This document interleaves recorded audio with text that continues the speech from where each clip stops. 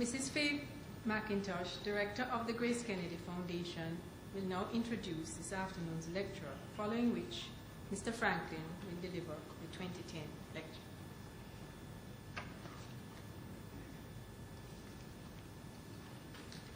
Ladies and gentlemen, this evening's lecturer has distinguished himself in several important areas of national life. His talent and inclination for leadership and service were evident at an early age when his peers at school elected him to represent them as president of various student and youth organizations at the national level. This trend continued at the University of the West Indies, where he was the only Jamaican to have been elected president of the Guild of Undergraduates at both the Mona and Cave Hill campuses. This grounding in student leadership stood him in good stead for the roles he would play as a senior member of the Jamaican government between the years 1997 and 2007. On graduating from university, Mr. Franklyn took on the mammoth task of re-establishing the National Youth Service. After successfully meeting this goal, he was recruited by former Prime Minister, the Most Honorable P.J. Patterson, as Special Advisor to the Prime Minister. He was appointed as Senator in 2002 and served as a Minister of State in the Ministry of Foreign Affairs and Foreign Trade between 2002 and 2007. During this time, he initiated the implementation of the Diaspora Conference, the Jamaica Diaspora Board, the Foundation, and the Diaspora Institute, all aimed at bringing together the several Jamaican diaspora communities.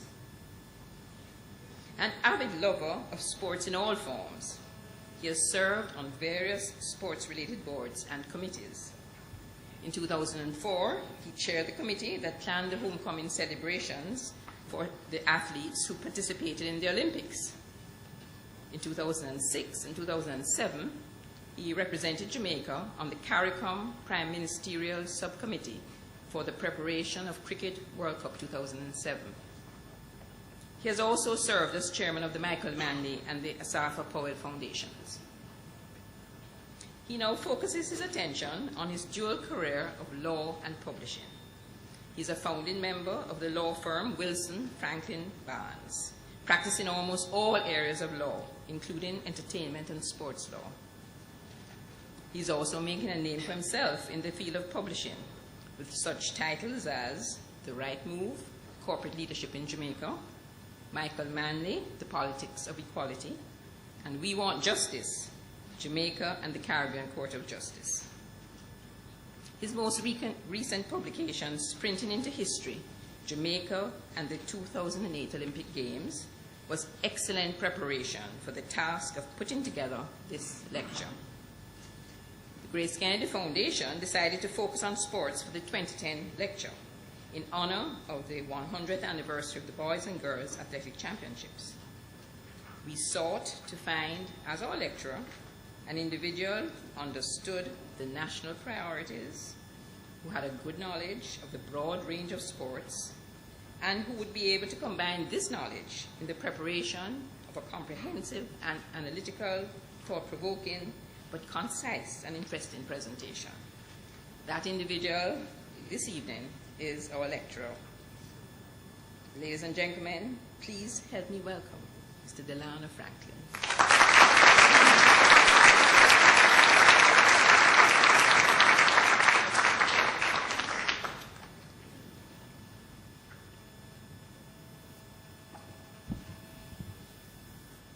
Thank you very much, Mrs. McIntosh, for your extremely kind introduction. Members of the Diplomatic Corps, Mrs. Elsa Leo Rainey, our able chairperson, and also members of the GraceKennedy Foundation, Mr. Douglas Orain, and members of the leadership of the GraceKennedy Limited and all the subsidiaries, whether here in Jamaica, the Caribbean, or wherever they might be all over the world. Mrs. Colleen Montague, who is from ISA and someone whom I have known for quite some time, from Wolmer's. Of course, Wolmer's is a school that will be participating and has always participated in boys and girls champs. I don't know how well they will be doing this year, but I gather they might do pretty well. I'm not going to tell you the school that I plan to support. Members of the sports fraternity who are here, ladies and gentlemen, when I was invited by the GraceKennedy Foundation to deliver this lecture on sport, I agreed for a number of reasons. First, I admire the work of the foundation, particularly the work that the foundation is doing in the area of education. Second, I'm a very deep admirer of GraceKennedy Limited. It's an indigenous company with global reach and good corporate leadership, which has been of significant benefit to Jamaica. It has also contributed significantly to the development of sport in Jamaica. In this regard, the company may wish to consider, and this is my first proposal, the company may wish to consider the idea of the establishment at an appropriate university here in Jamaica, at an appropriate time, of an academic chair of sport development. I don't know the costs, I have not done the costing, but I'm absolutely sure that this is something which the leadership of GraceKennedy would wish to consider. And I don't know, Mr. Orion, if cost would be a problem, but that is something that we could always discuss and debate at some point in time. And thirdly, the fact that sport, in my own mind, along with music in Jamaica, constitutes the jewel of Jamaica's development. It was once sugarcane, it was once bananas, and I'm sure there are other things that we can identify, but I believe that sport and music, or combination thereof, is now the jewel which can drive the Jamaica that we would wish to see. In the formulation and discussion of the topic sport in Jamaica, a local and international perspective, I am mindful of the fact that sport is a highly ambiguous word having different meanings for different people. My definition of sport reflects the diversity of processes and possible outcomes of sport.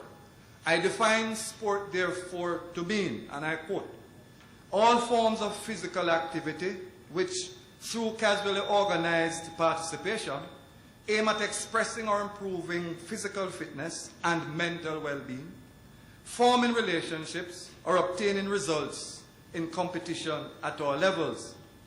This broad definition of sport gives me scope to approach the topic from a number of different angles. In this context, I am going to be looking at sport from a competitive perspective, focusing on football, cricket, netball, and track and field, as a social institution, focusing on education and crime, and also from a nation-building and economic perspective. I have chosen football, cricket, netball, and track and field because these are the sports which have consistently brought Jamaica the most attention in the international arena. The focus on these sports will, regrettably, not afford me the opportunity to examine and analyze the raft of other competitive sport which exists in Jamaica. I now look at football. Football is arguably Jamaica's most popular sport. There are currently 304 affiliated and officially recognized football clubs in Jamaica with over 9,000 members. Jamaica reached its zenith in football when it qualified for the World Cup finals in France in 1998.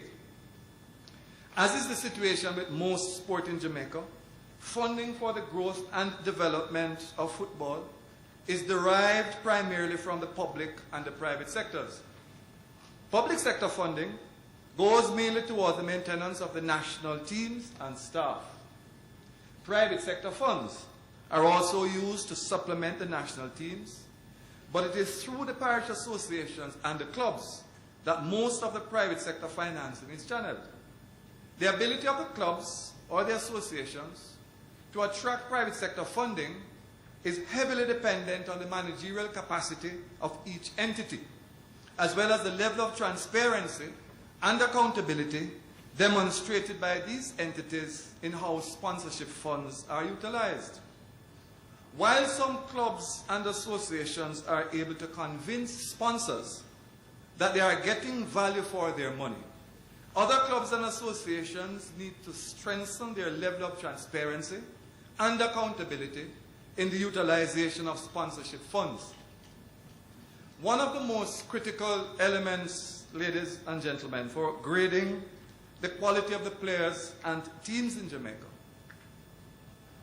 is that of the capabilities of the coaches to whom they are exposed. Jamaica has a number of very committed and hard-working coaches at all levels, but ways must be found to constantly upgrade the skills of the best among the lot. While I recognize the fact that courses for coaches have been undertaken at the GKF UTech Coaching School, every effort must be made to have the best of our coaches constantly exposed to higher-level coaching sessions at the international level.